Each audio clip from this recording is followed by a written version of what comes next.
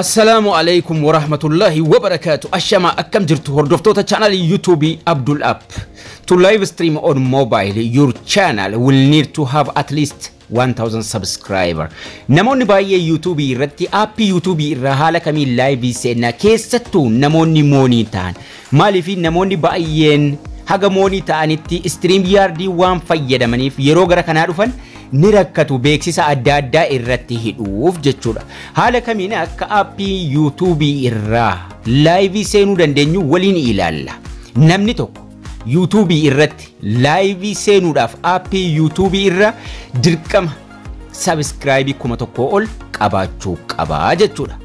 Gaafa subscribein isaa kuma tokko ol darbe YouTubein ni banaafi jechuudha. Appii YouTube irra akka ni live seenuu danda'u eeyyama godhaaf. Legal taha jechuudha eeyyama taha live seenuu danda'a jechuudha. Kanaafu osoo channelii keenya subscribe kuma hin qabaatin garuu appii adda addaarra live seenuu dandeenya. Akkuma channelii YouTube bananneen maaliif barnoota isaa barnoota playlist jalatti baay'ee barsiiseen jira waan ta'eef namoonni baay'een live sanaan seenuu dandeessu. Go streamidhaan akkasuma stream yardiidhaan. Live seenuudhaaf egaa appii YouTube kanarraa ida'uu tuqannee steepii nuti hordofuu qabnu jira. Akkuma nama viidiyoo maxxansuutti go live kana fayyadamna. Create shortiin viidiyoo daqiiqaa tokko gadi maxxansuudhaaf, upload viidiyoo dheeraa maxxansuudhaaf akkasuma go live jira. Create postiin immoo namoota community'n banameef jira. Go live kana tuqachuudhaan haala steepii itti live seenu keessasuu irratti beeksisa hidhannu waliin ilaalla. Haala kanaan nu bana. Akkaataa YouTube irratti live seenan yookaan immoo live dabarsan mata duree ta'e haa barreeffadhu. Mata duree ta'e barreeffannee irra seenna akkaataa live YouTube. Ergan taayitilii barreeffadhee ka'e ka ittaanu maali? Public irra ta'uu qaba. Public ka jedhurra kaayyannaa jechuudha. Public irra ta'uu qaba. Unlisted gochuu hin qabnu yookaan immoo haga fanniif nutti yoo goones rakkina hin qabu garuu public irra kaayyannaa. Steepii ittaanutti dabarfanna. Steepiin ittaanu audience commentiin adda addaa akka hin cufamneef videoon ko kadaa'immaniitiin hin jedhannoo kadaa'immaniitii miti. No, is not made for kids. Kadaa'immanii osoo hin taane kan nama guddaatii jennaan jechuudha. Gara gajjallaattis no, don't restrict ta'uu qaba jechuudha. No irra ta'uu qaba.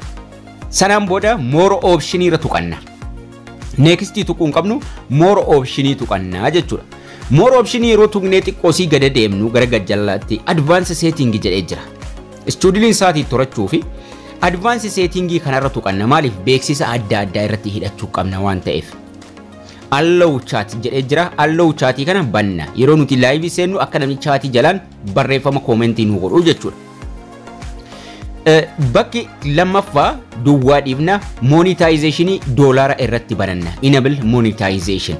Beeksisa irratti asii hidhannaa jechuudha. Ka gidduu garuu ni dhiifna. Beeksisa irratti hidhannee duubatti deebina xiyya gubbaa jiru tuquudhaan duubatti deebine amma next tuqannaa jechuudha. Gubbaatti deebine description yoo barbaanne barreessuu dandeenya. Description irratti yeroo mara wanni barreeffamu dhimma viidiyoo bal'inaan irratti ibsuu dandeenya. Viidiyoon sun dhimma maalii akka ta'e bal'inaan irratti ibsine barreessuu dandeenya. Qubee 5,000 ol nu kenna waan ta'eef sanaan booda next tuqanna jechuudha. Beeksisa hidhannee jirra, mata duree barreeffanne waa hunda xumuranne. Amma maal ta'e? Tokko haga 3 nu kenne thumbnailii suuraa kaasinuun jedha nuun barbaachisu. Mallattoo qalamaa tuquudhaan suuraa dura taa'ee miidhagee mul'atu finnee irra kaayyannaa jechuudha. Edit settingis duubatti deebinee edit gochuu dandeenya. Retake thumbnailii gochuu dandeenya.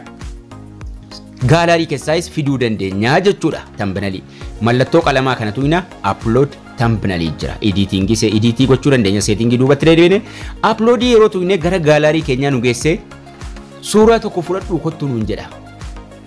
Suuraa nu barbaachisu tokko suuraa waan sanaaf qajeelfanne fudhannee dhufnaa jechuudha. Angaruu calliseetuma tokko irra kaayee isinitti agarsiisa. Maaliif kanaaf jecha waan hin qopheessineef.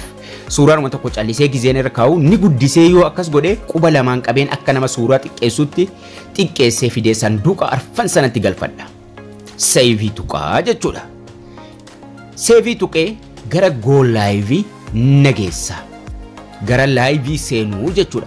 go live kajiru tuquran tambiranin kiyya dhufe asgala am waan irran keenyaf nin dhiisa waan ta'eef waan dhimmi sun hin laallanneef jechuudha kaamera keenya fuulduratti dudduubatti garagalchuudhaan go live tuqannee gara live seennaa jechuudha salphaadhumatti foonti kaamera godhanna bilbila keenya garuu yeroo mobile irraa live seennu osoo dalga ciibsine baay'ee bareedaadha sanaadha 16 ta'uu didee 9:16 ta'a jechuudha guutuu mobile irra ta'a jechuudha yoo dalga ciibsine waraabne garuu saayizii tambiralii sana nuuf dhufa waan ta'eef go live yeroo tuqnu erga tuqnee kaanes ta'u jalqabas ta'u bilbila keenya bakka nu ta'u irra kaayyannee bilbila keenya dalga ciibsina dalga ciibsine seenuu qabna jechuudha haala viidiyoon sun 16:9 akka inni ta'utti ratioon isaa 16:9 ta'uu qaba malee 9:16 faallaa ta'uu hin qabu jechuudha sanaan ala guutuu mobile irratti mul'ata viidiyoon keenya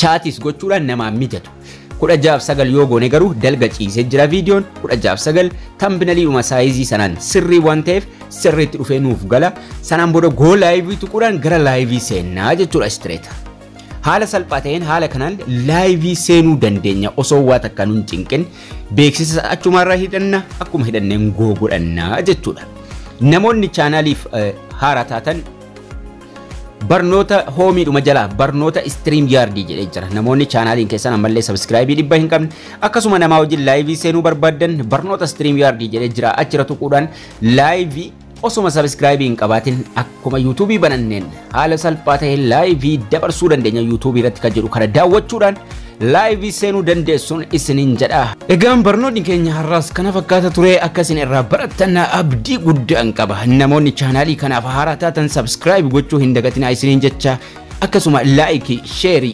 comment waan isiniin gal irratti gaafachuu dandeessu haga barnoota kutaa ittaanu walitti deebinutti turtii gaarii nagayaan tura